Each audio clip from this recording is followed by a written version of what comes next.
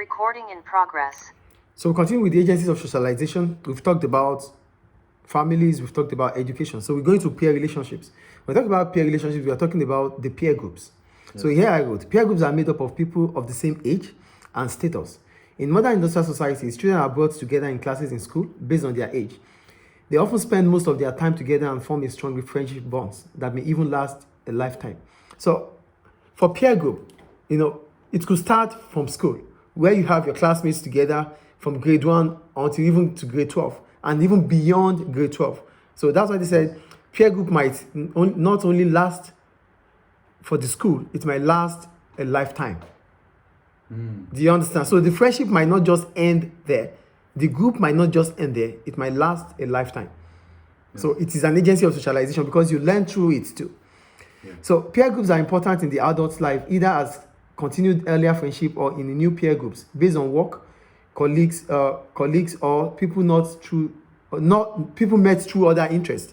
So when we talk about peer group here, it is not only those that, for example, let's assume that yes, after the school years, you continue your friendship and you continue to be in the same category because you are almost the same status, or you are almost in the same age category.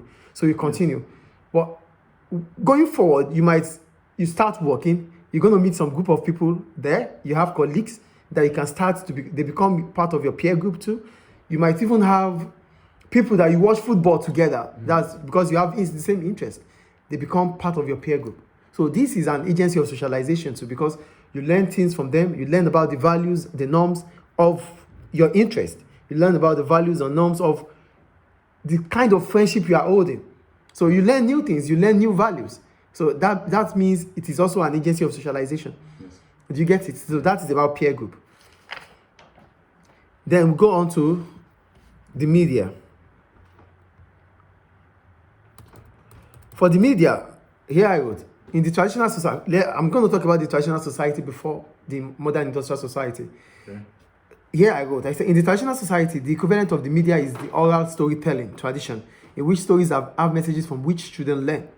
So in the traditional societies, it is about storytelling. There's no media, there's no television, there are no things like that. Yes. So it is about storytelling. Yes. And this storytelling is what you learn.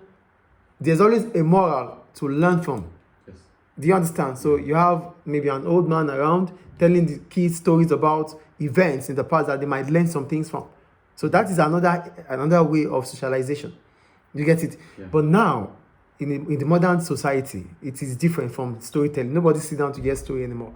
So the media has changed things. Now we have movies, we have novels, we have advertisements, we have different things. Yes. Through the mass media. We have the social media too. So it's different from how it used to be in the traditional society. So I wrote, today, the media are increasingly important in childhood as more children interact with the media for longer periods, as there are more films and television programs aimed at children. For example, sociologists have wondered whether the socialization of children by the media might be faulty or have negative effects.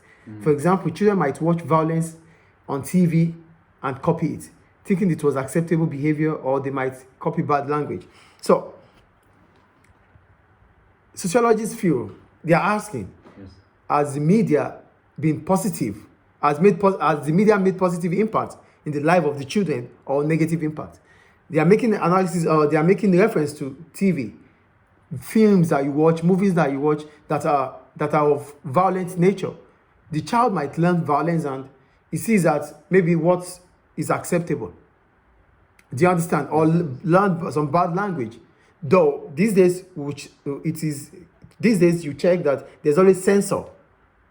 To why is there censor? There's censor to put each child or each age group in order on what to watch and what not to watch. Yes. For example, Netflix. I have a Netflix. What my kids can watch, we have different age category for them. So they won't have access to others except for their age category. So things has changed anyway.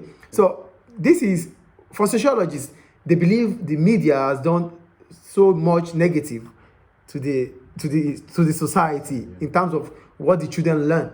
But with the example I just gave now, there's censorship, which restricts children from being influenced in a negative way with media.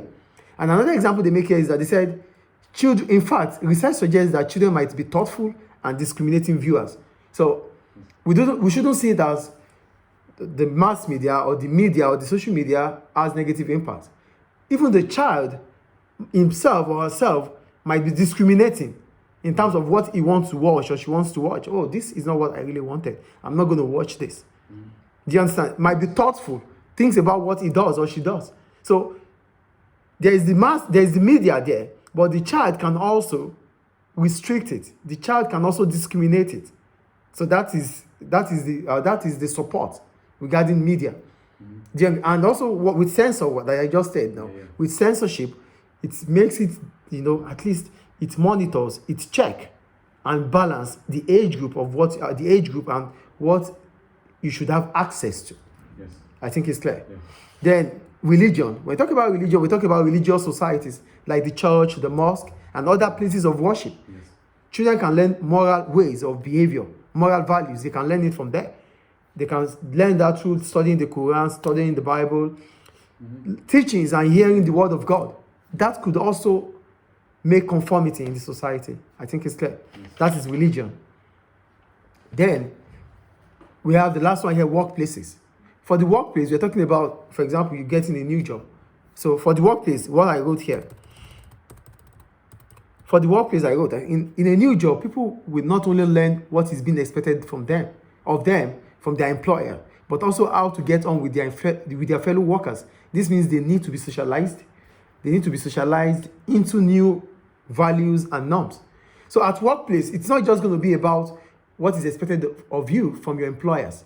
You're not just going to work with your employers. You're going to work with colleagues too. Yeah. So it means you need to learn new norms, new values of workplace, how to relate at workplace. Because if you don't learn those things, it will be difficult for you to get along at workplace. Yes. So that means the workplace is also an agency of socialization. Do you get it? Yes. Any question about that? No. Okay.